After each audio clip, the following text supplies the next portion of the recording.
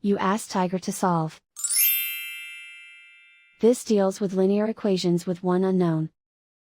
The final result is x equals -8. Let's solve it step by step. Simplify the expression. Expand the parentheses.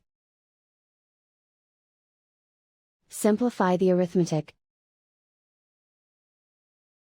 Group like terms. Combine like terms.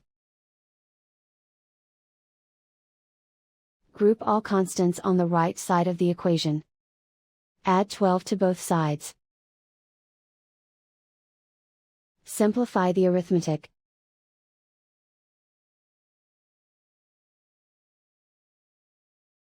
Isolate the x. Divide both sides by -4.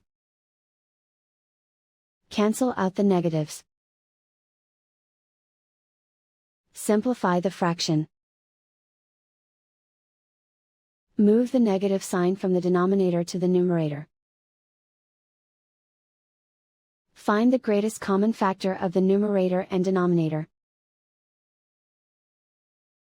Factor out and cancel the greatest common factor.